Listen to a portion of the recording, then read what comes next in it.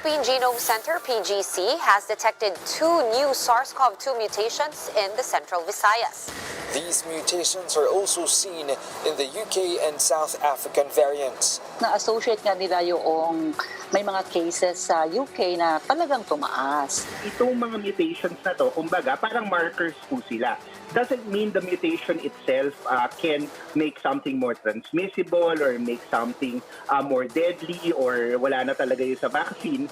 NCR is a different region, but we have to be really careful as we further relax our community quarantine status from GCQ to NGCQ.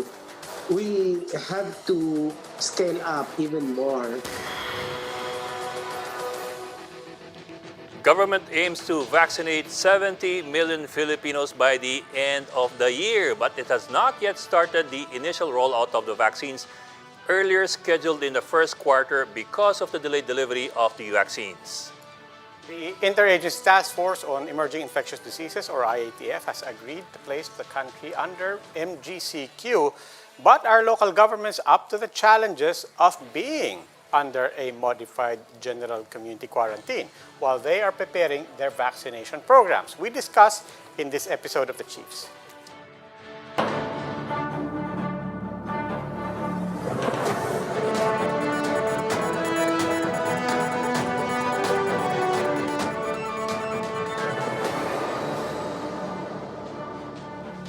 And welcome to this weekend edition of The Chiefs. With us, of course, tonight is Robbie Lampay of One News On Set.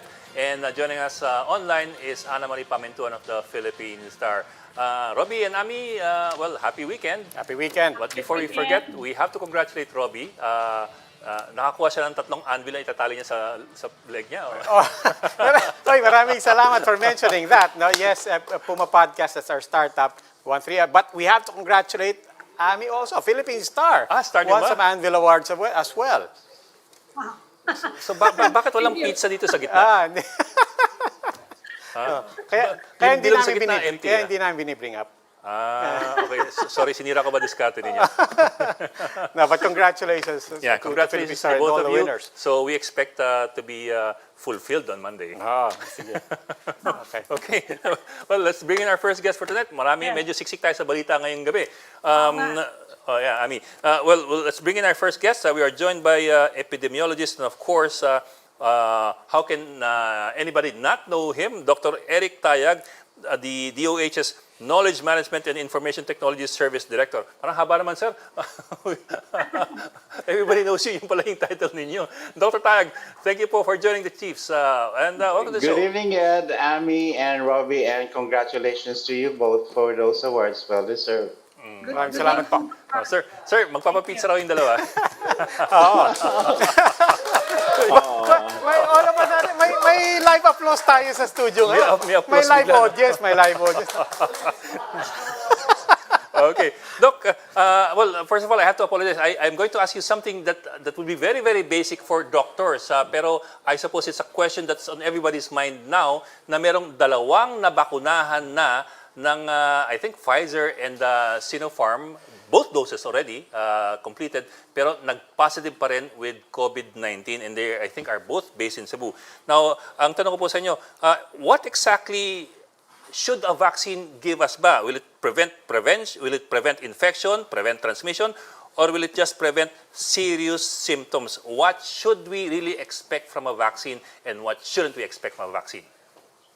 Okay, these vaccines needed clinical trials to prove their efficacy and safety. Now, in the clinical trials for these vaccines, it's not finished yet. It's being continued, but they were already given what we call the emergency use authorization. Opo. Now, the original clinical trial, which is still ongoing, will show us if it actually protects against infection. But because it was an emergency use authorization, what we know from the early release of the results, the interim release of the results, and this was actually reviewed by independent review panels, including the WHO, it showed that it protects against severe disease, severe COVID-19 Severe disease, disease. and prevents hospitalization. Okay. So what we can expect is that people can still get sick, get infected, but there will be no hospitalizations or there will be no severe COVID-19. And it also depends the timing of the vaccine when it was given. For example, you needed to complete 2 doses if you want to increase your protection against possible infection. But what we said again and again and repeatedly, it protects against severe illness, not necessarily infection. That's why the recommendations, even if you get vaccinated, you may still get exposed. You have to wear your mask. You have to practice or observe social distancing, wash your hands, and the minimum health standards should be maintained. Ay, Doc, linawin ko lang pa, I hope you don't mind. I just want to check. Yes, of course. When it comes to this particular case of the OFW na, as we say, nabakunahan na, umuwi, pagkatapos nag-positive, and media goes as far as basically to insinuate, to suggest, or even to conclude na therefore, here's a case where it didn't work. But you talked about timing is important as well. Basic question, are we reporting it well enough, or is there something to qualify on the narrative that's already out there when it comes to this particular case? Well, one of the requirements for the emergency use authorization is that countries that have started their vaccination have to monitor all those who have been vaccinated and report the consequences of those who got vaccinated, not only in terms of the safety aspect, but also because of the efficacy. So therefore, when we do it ourselves here in the country, each one of us who will get the vaccine will be monitored for a few days after getting the vaccination, whether it's the first dose or the second dose, and repeatedly so for a year, so that we will know how many among us were protected against severe illness or hospitalization, or those who got infection. The timing is important. For example, for the female from Canada, the 25-year-old female, she only got 1 dose of Pfizer vaccine. Okay. But it requires 2 doses, and so therefore there's only partial protection, and it's also possible, and we don't have the complete information. It's still under epidemiologic investigation because the timing is important. One may have been incubating already the infection before someone gets the vaccine. So that can also happen. Now, for the FW from UAE who got the Sinopharm vaccine, the report says he got 2 doses, and he was quarantined here for 14 days. So if he got infected, how did he get infected if he had quarantined? So we have to look at the other factors as well. Was the testing giving us a false positive results? And if it's a true positive results, what really happened? So the investigation continues, of course. So just to be categorical, the point is that even in this particular case, it is still not necessarily accurate to say that in this particular case it already failed. This is still an ongoing observation, in other words. Of course, because they also reported that the efficacy is more than 95% if it's against severe COVID infection or patients that will be hospitalized, but lower if it's against actually getting the infection, whether it's a symptomatic infection or mild to moderate disease. In the meantime, doctor, all these stories plus the reports of the emergence of variants or mutations of concern in Cebu are fueling the strong debate on whether we are ready for a nationwide shift to modified general community quarantine. Sa inyo pong palagay, what's your opinion on this? Are we ready for this, or should we wait? Kasi yun ang sinasabi ng those opposed to it. They are saying we should wait at least 2 weeks to monitor the behavior of the variants. Okay, what's What's great about the system we have right now in the country is we have the capacity to actually detect any variant. Because the Philippine Genomics Center, together in collaboration with the Department of Health and other agencies with the same expertise, are collecting samples, and that we're able to detect the presence of any variant for that matter.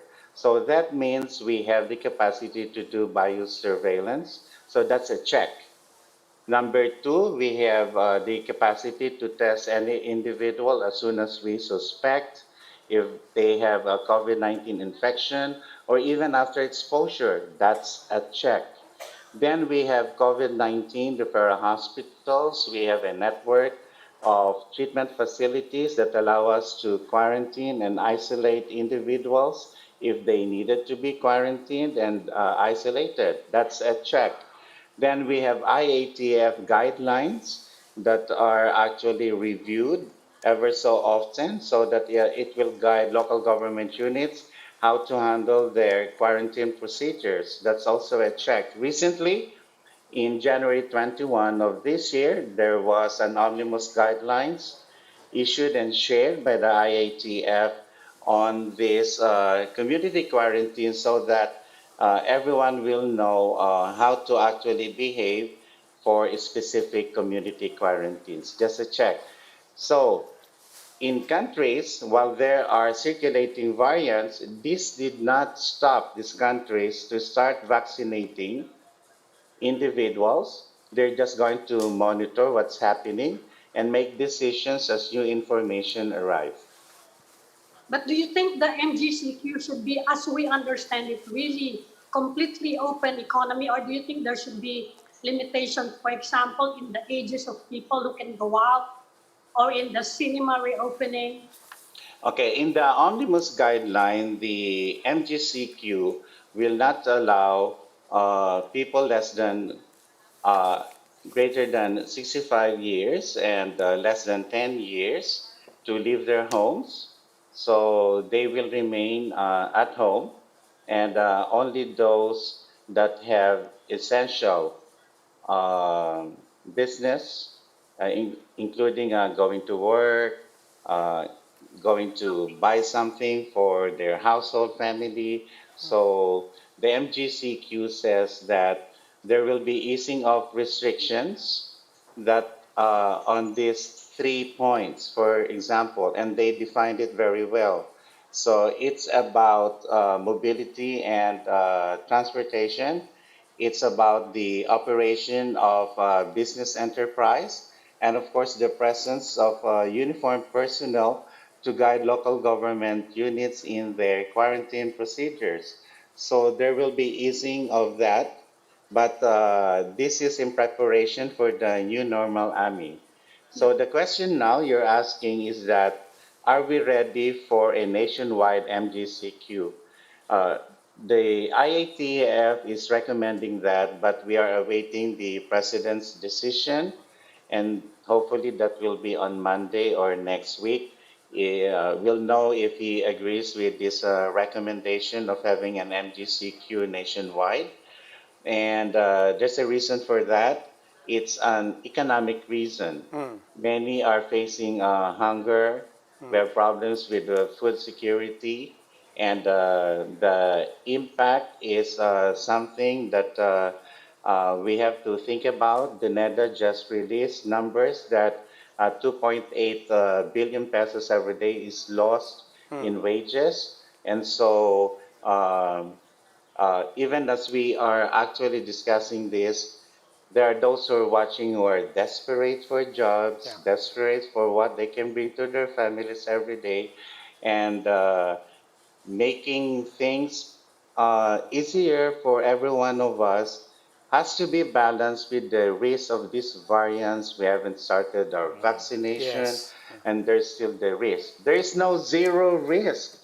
We have to understand po. manage Opo. the risk, and But Doc, we have interventions how we can manage risk. but Doc, should Everybody is we? at risk. Opo. There's no zero risk. We understand po. But Doc, should we also assume that this is the recommendation of the DOH? I mean, of course, the IATF is one big body. Okay. It includes so many Okay, other let me agencies. explain. the IATF is chaired by our Opo. Secretary Francisco Duque III, and this is co-chaired by CABSEC Carlo Nograles. Nograles. Now, they're not only the two members of the IATF, they consult experts, they consult everyone who has a stake, the stakeholders.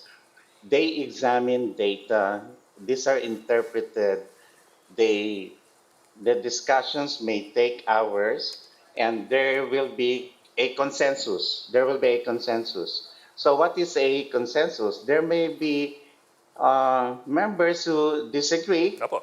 then there are members who strongly agree. A consensus is that many agree, and it's there's none who doesn't agree, and there's a sign like this. I can live with that, Okay. not strongly disagree. So if everybody says, I can live with that, and the others agree, then that's a consensus. Now, you cannot wash your hands on this and say that, oh, I did not agree, but the consensus was this decision. No, you can't do that. Once there's a consensus, you have to defend that decision.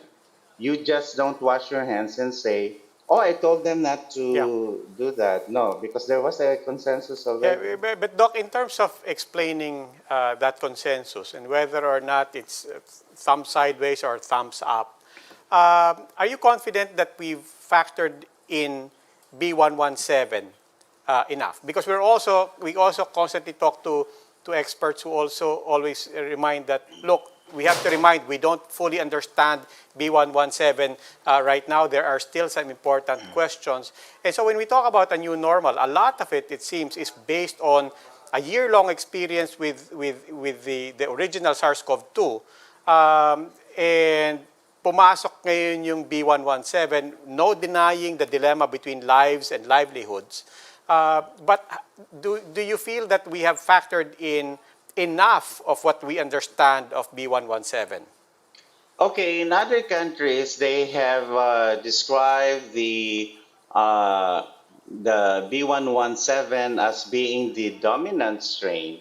We haven't seen that based on the reports of the Philippine Genomics Center. The DOH has not concluded that there's any community transmission that involves the variant strain.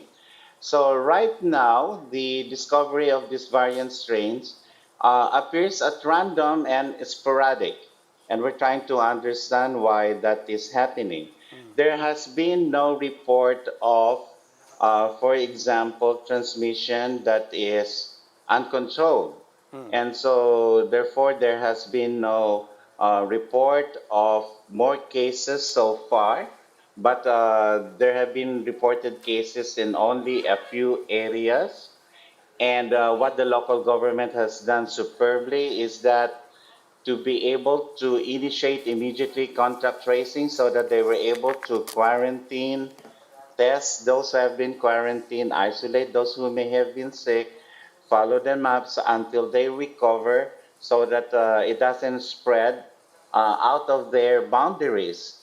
And the Philippine Genomics Center continues. So here's the challenge, that everybody is on alert, that if they suspect that there's a variant, and you can easily suspect that suddenly there's a cluster of cases, and then when you get into contact tracing, you get new information that someone has arrived, traveled from a country that has been affected, then you raise your suspicion. So these are important, and we have the capacity to do this. That's why making decisions should be based on this data and not on any speculation.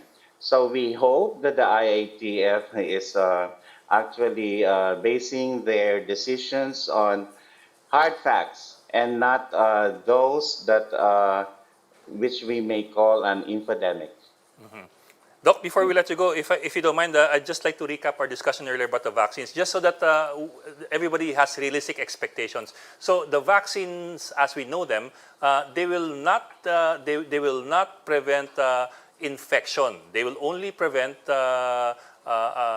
serious symptoms. Tama ho ba? It can prevent infection. We don't know how many can be prevented with infection because the clinical trial is still ongoing. But what we certainly know is that it will definitely prevent against severe COVID-19 or anyone getting hospitalized. So that's what we're certain about. What we're not certain about if it's going to prevent infection for many people. But now we have reported that those who have received the vaccine, they had infections, whether they were asymptomatic or where they had a mild illness, but this did not get Severe, worse. yeah.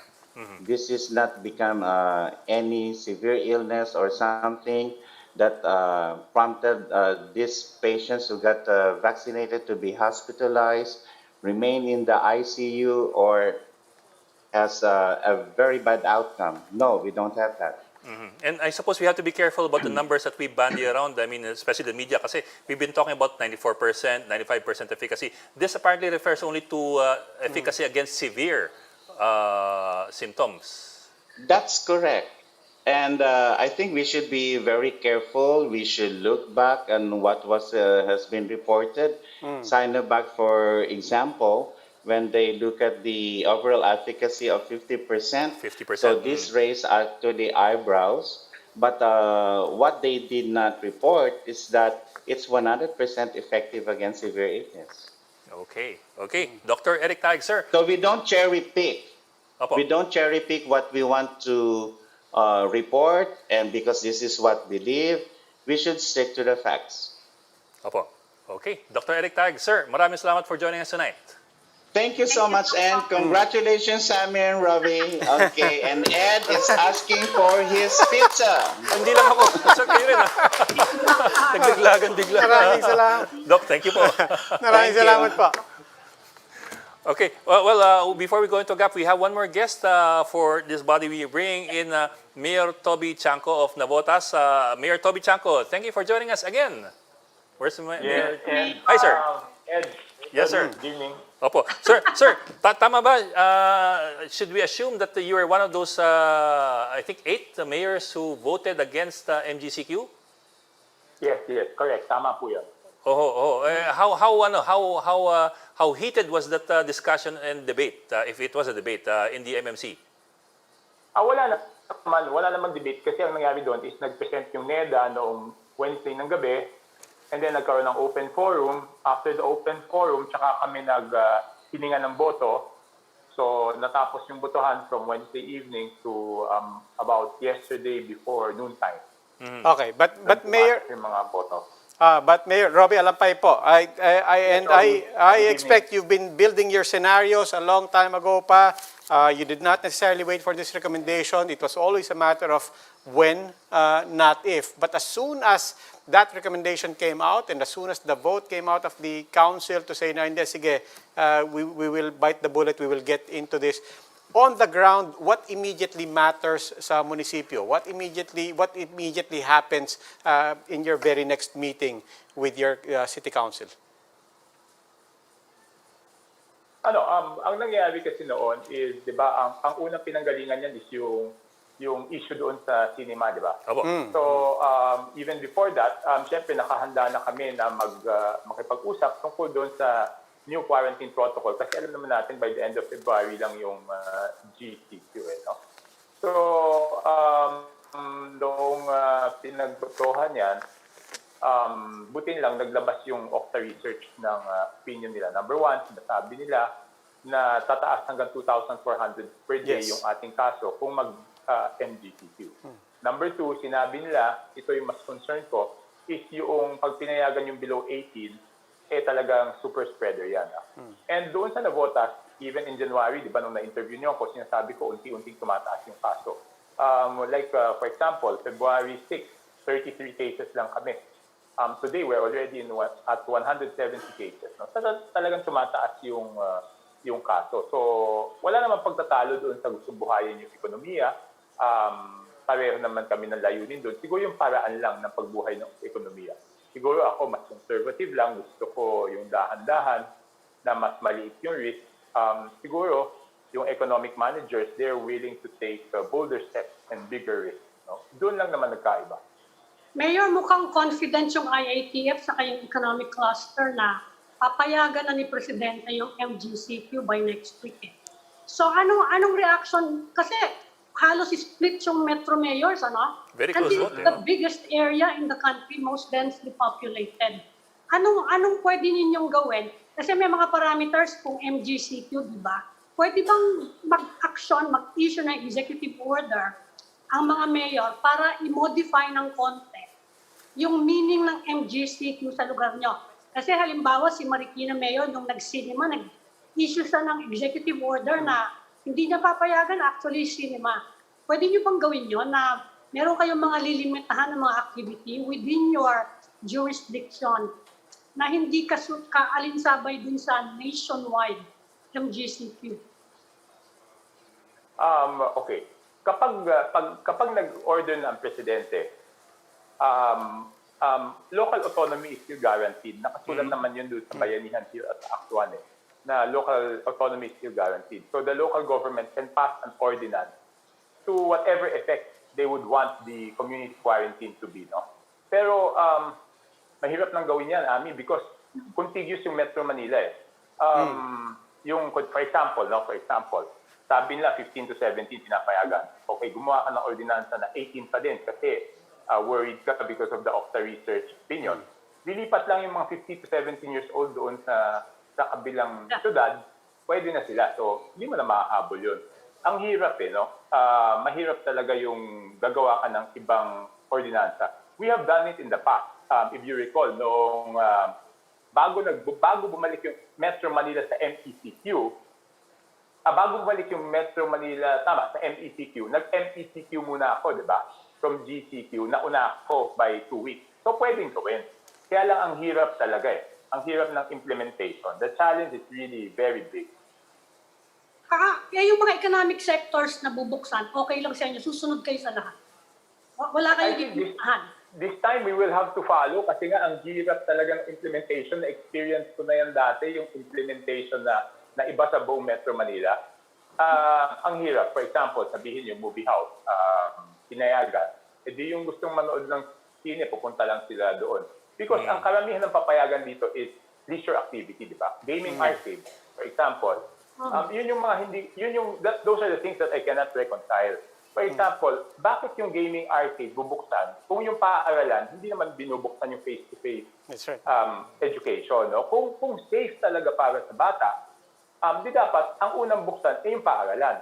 Ngayon, ang sinasabi ng economic managers dyan is buhayin yung ekonomiya. No? Yan yung reason bakit gusto nila pababa yung age ng papayagan na lumabas. Kasi sinasabi niya, habang binababaan mo yung age, binubuhay mo yung ekonomiya. Ang tanong ko naman, bakit naman naging responsibilidad ng kabataan na buhayin yung ekonomiya? Diba, ang pangunahing dapat gawin ng kabataan ay mag-aral. That's what we owe them. That's what we owe them, education. We have to do the fastest thing possible to get them back to school, not to get them to the mall, not to get them to the movie houses, and not to get them to the gaming arcade. So ang gusto ko lang sana is, sabi nila dadating na yung bakuna. Bakit hindi pa intayin yung bakuna? Dahil nakita naman bumababa yung kaso pag may bakuna, saka na mag-MCQ. That was my wish.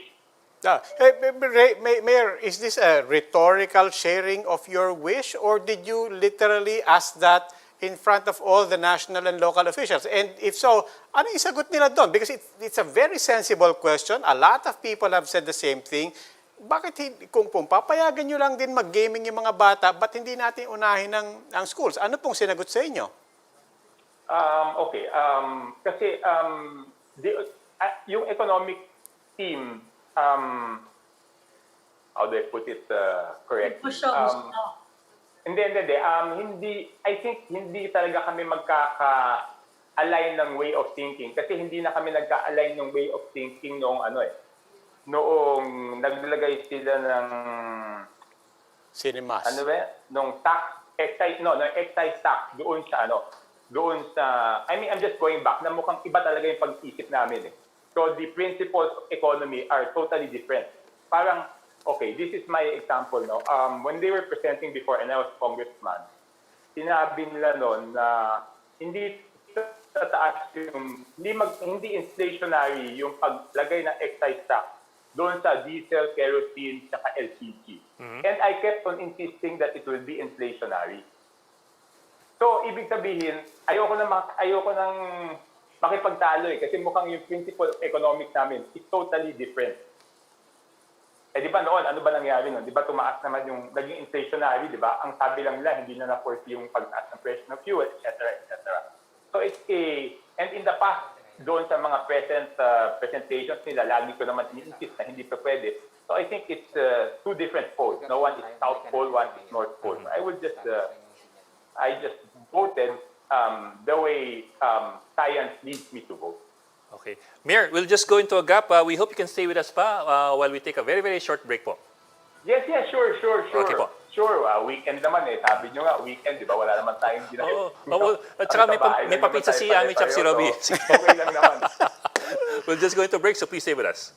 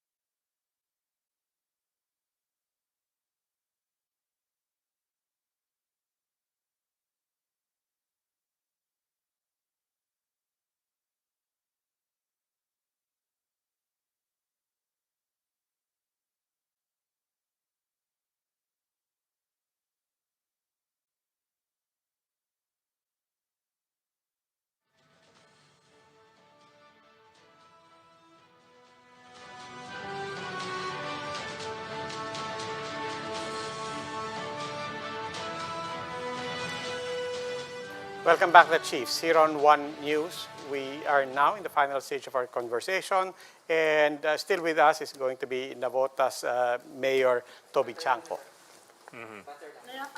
But in the meantime, I think we'll have Mayor Tiangco back in a while. Yeah, they're just, I think, fixing the connection. But he had a good point there. If you still continue restricting movement in your city and the other city naman has loosened up, people will just go to the other city and then come home to you.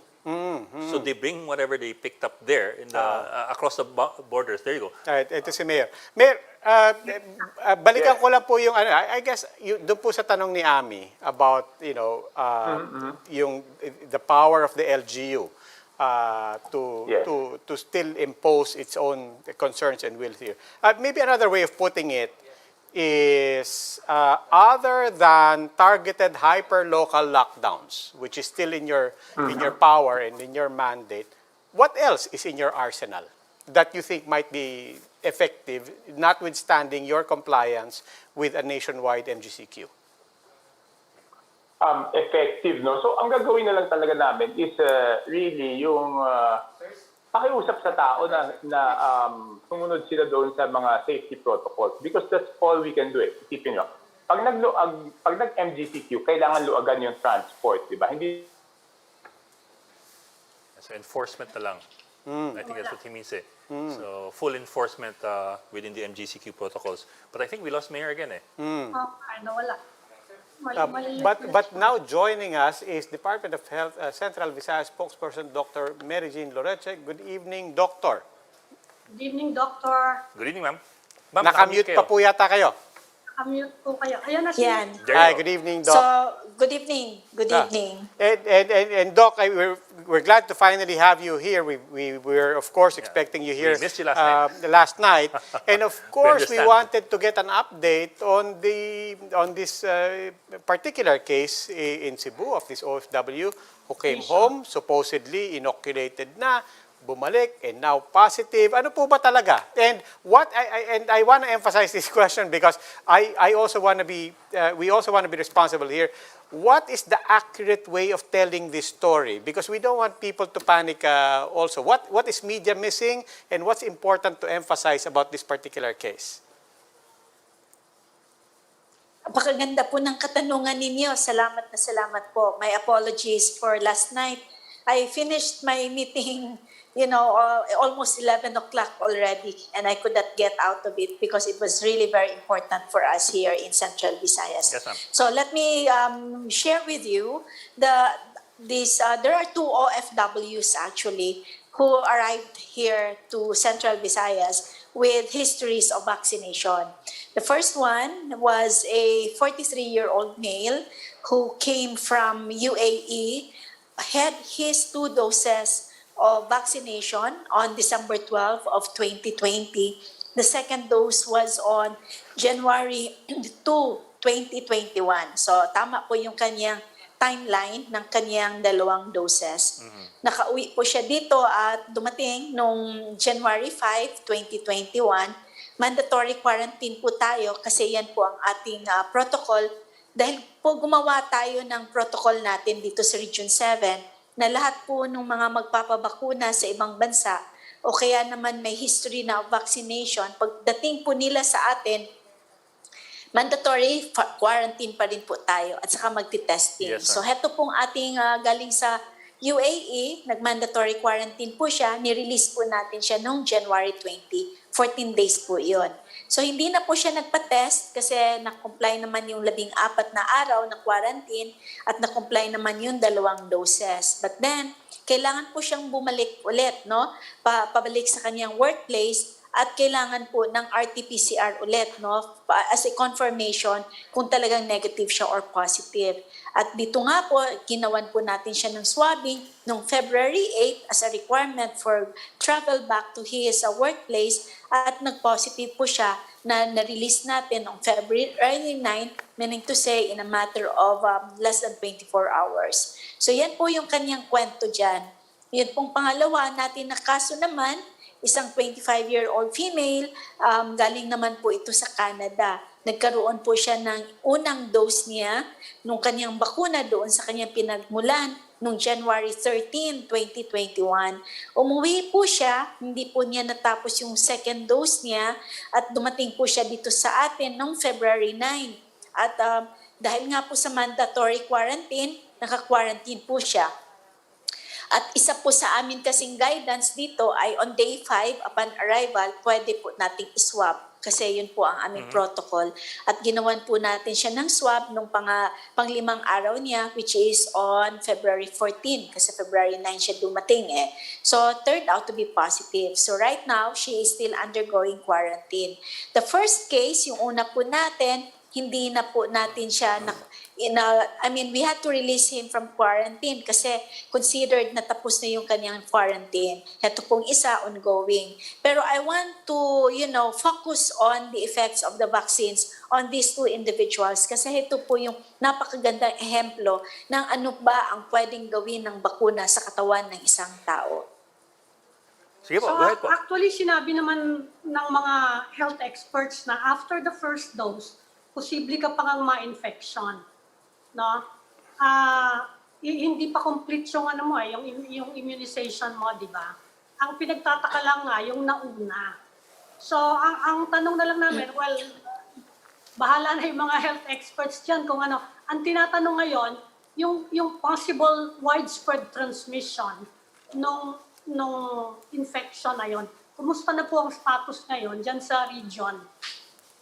So are you referring po to our cases now, or are you yung still case- referring to the OFW na may 2 doses na ng bakuna at kumusta 'yon in terms of nakapag-transmit pa siya or hindi? Yun po. Kasama na po yun. Saka yung variant na yung mutation, na suspected mutation. Sige, isa-isahin po natin, no? Sige. Unahin natin Marami yung una pong So, unahin po natin yung unang tanong po ninyo, no? Yung unang OFW natin. Totoo po na may mga kasambahay siya na meron ding SARS-CoV-2. Pero tandaan din po natin na hindi natin po pwede na masasabi na nanggaling ito sa kanya. Kasi remember po, dahil 2 doses siya ng kanyang bakuna, there is a high probability that number 1, heto pong kanyang SARS-CoV-2 ay nandyan talaga sa katawan niya bago pa man siya nabakunahan. Pero very effective naman yung ginawa ng bakuna sa kanya, which is the prevention of a severe disease. Meaning to say, heto po talaga ang ating hinahanap sa bakuna na hindi tayo po pwedeng maging grabe sa ating karamdaman kung tayo po ay mahawa ni SARS-CoV-2. Pangalawa po, hindi po siya nag-manifest ng symptoms, so hindi siya nag-develop ng clinical disease. So na-attain din po yung kung ano yung dapat na gawin ng bakuna sa kanya. So yung mga nahawa po sa kanyang pamamahay, pwede po nating sabihin na dahil siguro hindi din naman sila naging maingat sa kanilang mga paglakad nila o kaya sa pag-alis nila ng bahay, posible din po kasi nagaling po doon sa iba yan, hindi naman talaga doon sa ating OFW na umuwi.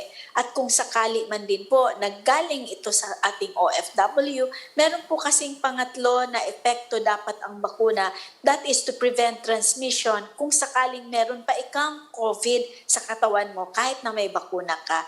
Heto pong pangatlong epekto ng bakuna, hindi pa po natin ito proven talaga na can prevent transmission.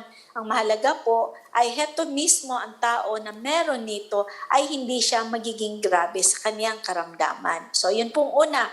Yung pangalawa pong tanong ninyo ay kumusta ang aming mga kaso dito po sa Central Visayas. Heto naman po, napansin natin na paakyat po ang aming mga kaso. Actually, we have been maintaining our triple-digit numbers, no?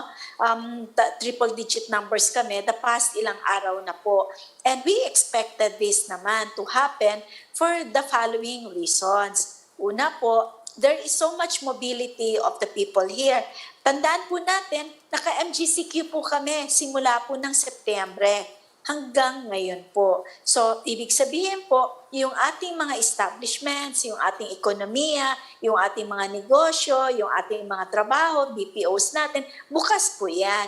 So, ini-expect naman po talaga natin na ang tao kapag will move around kasi nga dahil sa economy, we expect COVID also to be there.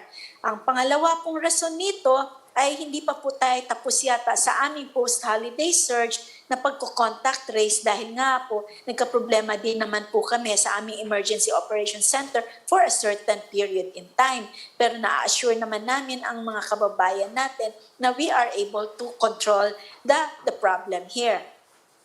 Pangatlo po, yun nga yung sinasabi natin na meron nga po kaming mutation of concern, no? Or kaya naman tinatawag nating variant of concern or under investigation. Meron po kasi kaming ginawang biosurveillance dito po.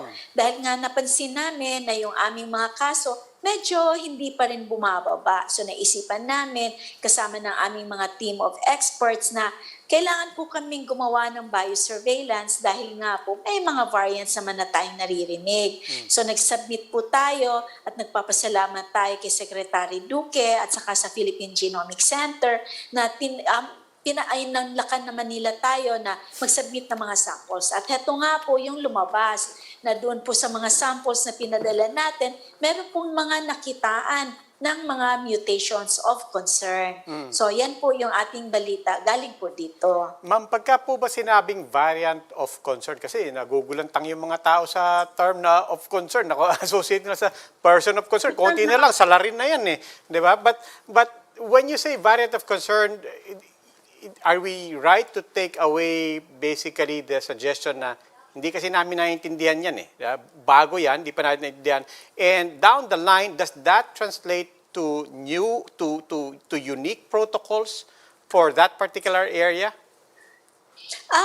Tandaan po natin, again, we put it in the proper perspective. Alam naman po natin na si virus, kagaya kay coronavirus, pagka mas marami po siyang nahahawaan, meron pong problema sa pagkopya nung kaniyang mga protein subunits, yung mga ganyan.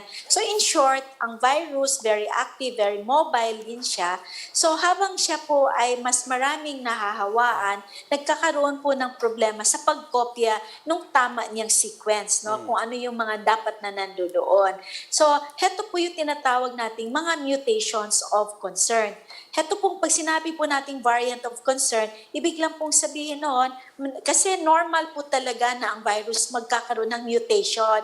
Part po ng kaniyang tawag natin yan, adaptation, no, to harsh environments kung nasaan siya. Para po mabuhay siya, kailangan po siyang magbago, no, para naman din maka-cope up siya kung ano yung kanyang pinasok na environment, which is ang tao. So yan po yung ating nakita dito. Pag sinabi po nating mutation o kaya variant of concern, ibig sabihin po nun, hindi pa natin talaga sigurado na etong mga nakitang pagbabago doon kay SARS-CoV-2 dito ay talagang very significant siya. O kaya naman ay pwede na siyang tawaging variant na may pangalan siya kagaya ng UK variant, Brazilian variant, South African variant. So we don't know if it's a mutation that will weaken or strengthen the virus. We don't know either way. Ganun po. Wala pa tayong any indicators. Yes.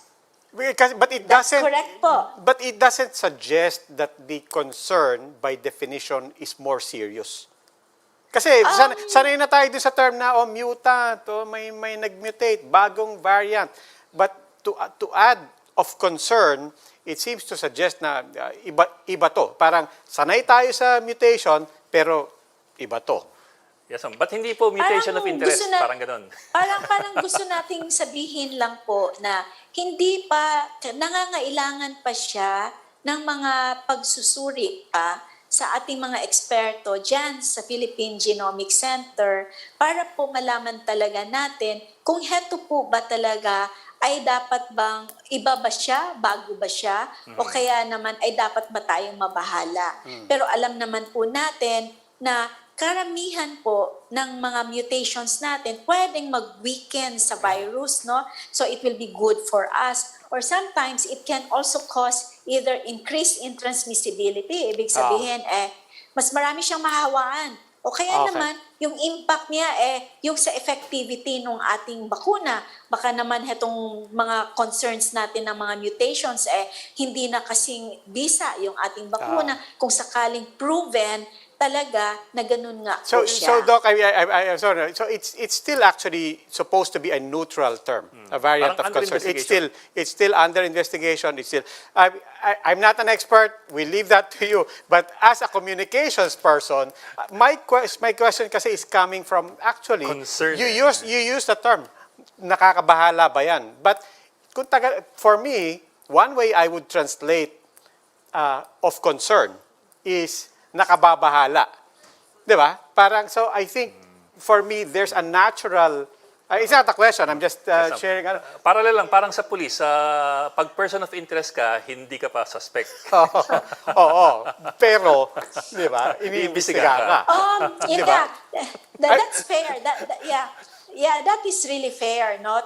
To be thinking like that. Kaya nga, ang ano natin dito is, these are mutations or variants that may be clinically significant or can cause a potentially clinical significance in the way the virus is with us right now. So, yan lang muna, hanggang dyan muna tayo habang bigyan natin ng sapat pang panahon yung ating mga eksperto na gumagawa ng genomic sequencing at para ma-interpret po nila ito ng maayos. So, hinihintay din naman po namin kung ano yung final report nito kasi we definitely po pinag-aaralan po ito ngayon. Doctor, yung Cebu, matagal na, several months ng MGCQ. In the meantime, pinag-usapan dito ngayon sa Metro Manila. Gagawin niya daw nationwide, kasama na nga Metro Manila, MGCQ.